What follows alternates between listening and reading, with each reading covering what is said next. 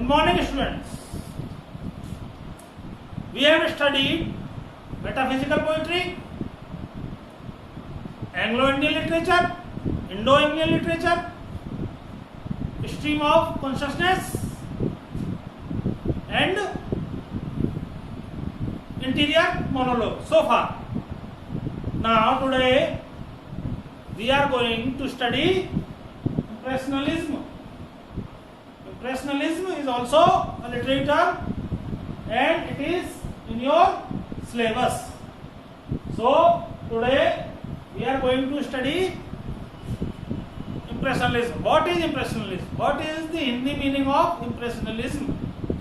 Impressionism देखते हैं हम. impressionism जो होता है इसका रूट वर्ड क्या है? impressionism का impression, और impression का मतलब क्या होता है? प्रभाव. आप कहते हैं impression, किसी का कोई impression, किसी चीज का impression, तो impression से ही बना है impressionism. और impressionism का मतलब क्या होता है? प्रभाव बाद. ये कौन सी लिटरेचर टर्म का मतलब क्या हुआ इसका? प्रभाव बाद. अब देखते हैं क्या होती है लिटरेचर में. लिटरेचर टर्म क्या होती है तो हम देखें. It is 19th century art movement.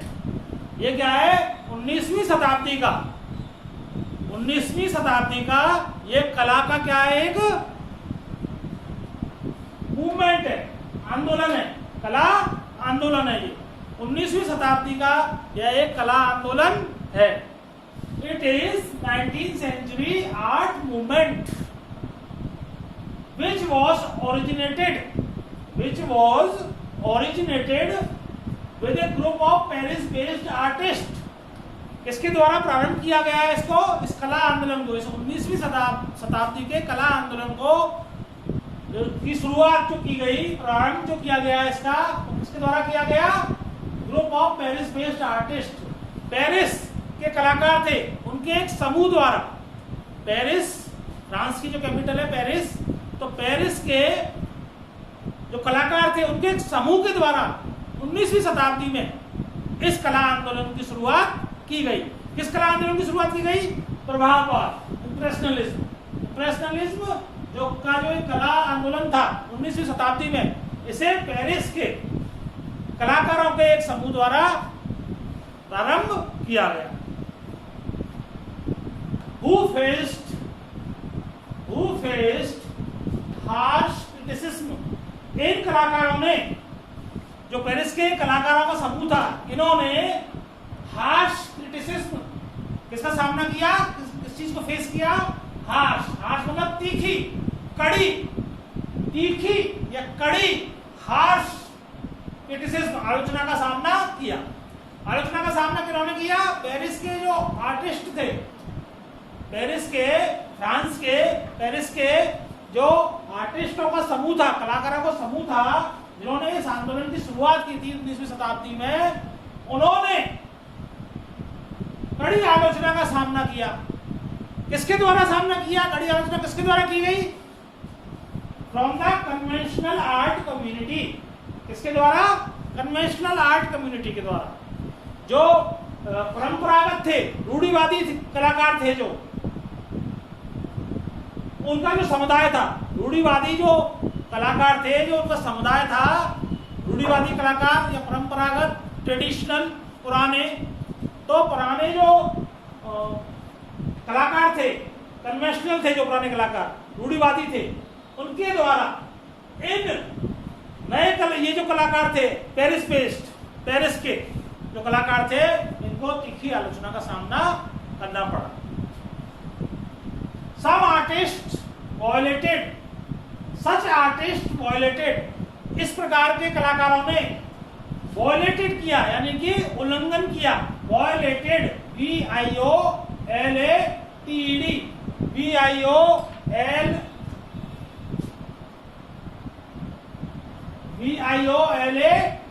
violated. इस प्रकार के कलाकारों ने उल्लंघन किया, violate किया the rules of academic painting. काय का उल्लंघन किया इन्होंने? जो नियम थे, कायदे कानून थे, नियम थे शैक्षिक चित्रकारी के, काय के शैक्षिक चित्रकारी के जो नियम थे, उनका इन जो पेरिस के कलाकार थे इन्होंने उल्लंघन किया. जैसी चित्रकारी होती थी पहले वैसी चित्रकारी ना करके इन्होंने अपनी अलग तरह की चित्रकारी करी, अलग तरह का प्रभाव छोड़ना चाहा। इसीलिए इन पेरिस के कलाकारों को 19वीं शताब्दी में जिन्होंने कला का आंदोलन छेड़ा था, इन लोगों को हार्श क्रिटिसिज्म, तीखी आलोचना का सामना करना पड़ा, जो कि रूढ़िवादी या परंपरागत या पुराने जो चित्रकार थे, कलाकार थे, कला से संबंधित, उनकी तीखी आलोचना का इनको सामना करना पड़ा। एंड पेंटेड रियलिस्टिक सीन्स, और इन कलाकारों ने, इन पेरिस वाले कलाकारों ने क्या किया, realistic scenes of modern life painted, realistic scenes of modern life. इन्होंने क्या पेंट की, क्या चित्रकारी की, वास्तविक सीन्स, वास्तविक सीन्स, वास्तविक दृश्य, वास्तविक चित्रण किया इन्होंने इस आधुनिक जीवन का, आधुनिक मॉडर्न लाइफ का वास्तविक चित्रण इन लोगों ने किया। जो कुछ वास्तव में चल रहा था मॉडर्न लाइफ में, उसका इन्होंने चित्रण किया। एंड ऑफन पेंटेड आउटडोर्स, और अक्सर ये पेंट कहां करते थे, अपनी चित्रकारी कहां करते थे, आउटडोर्स, बाहर करते थे, सूरज की रोशनी में करते थे और रंगों से करते थे, सूरज की रोशनी में और रंगों के मिश्रण से ये अपनी चित्रकारी किया करते थे। और बाहर क्यों किया करते थे, आउटडोर्स में क्यों किया करते थे, सूरज की रोशनी में क्यों किया करते थे, टू गेट नेचुरलनेस, क्या देने के लिए, अपनी चित्रकारी को, अपनी कला को नेचुरलनेस देने के लिए, स्वाभाविकता देने के लिए, वास्तविकता देने के लिए, सहजता देने के लिए, सुंदरता देने के लिए ये बाहर, घर के बाहर, आउटडोर्स में, सूरज की रोशनी में, रंगों के मिश्रण से ये अपनी चित्रकारी किया करते थे। नेचुरलनेस में सिंप्लिसिटी, जिसमें क्या होती थी, सहजता, सरलता होती थी, स्पॉन्टेनिटी, सहजता, स्वाभाविकता, स्वाभाविकता होती थी, सहजता होती थी, एंड नोबिलिटी, और क्या होती थी, नोबिलिटी होती थी, श्रेष्ठता होती थी, क्या होती थी, श्रेष्ठता होती थी। तो नेचुरलनेस का मतलब है सिंप्लिसिटी होती थी उसमें, और स्पॉन्टेनिटी होती थी उसमें, और मोबिलिटी होती थी उसमें। This term has been used.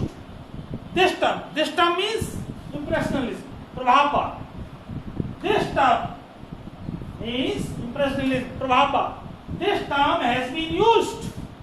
इस टर्म का प्रयोग किया जाता था to describe, क्या करने के लिए, describe करने के लिए, वर्णन करने के लिए, व्याख्या करने के लिए, the works of literature, साहित्य के काम की व्याख्या करने के लिए, वर्णन करने के लिए इस टर्म का यूज किया जाता था। इन which some details is sufficient, जिसमें कि कुछ डिटेल्स जो होती थी, कुछ डिटेल्स होती थी वो पर्याप्त होती थी।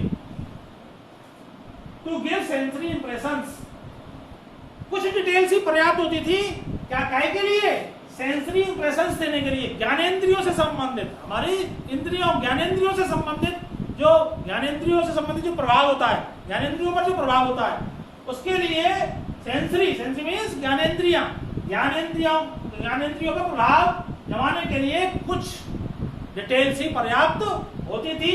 ऑफ एन इंसिडेंट और सीन,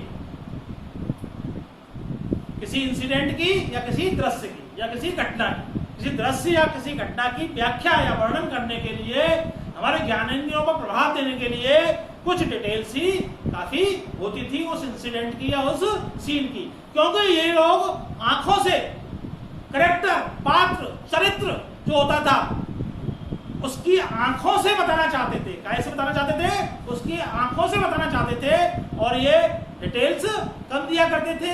ये अपना जो कोई चीज को बताना चाहते थे, प्रभाव देना चाहते थे, वो कैरेक्टर जो होता था या चरित्र जो होता था उसकी आंखों से ये वर्णन करना चाहते थे और हमारे ज्ञानेंद्रियों का प्रभाव डालना चाहते थे। Impressionism literature is closely related to symbolism. ये कैसे रिलेटेड होती थी इंप्रेशनलिज्म लिटरेचर, इंप्रेशनलिज्म साहित्य कैसे रिलेटेड होता था, कैसे संबंधित होता था, ये संबंधित होता था सिंबोलिज्म से, प्रतीकात्मक से। प्रतीक होते थे इसमें, सिंबल होते थे इसमें, सिंबोलिज्म से ज्यादा रिलेटेड थी।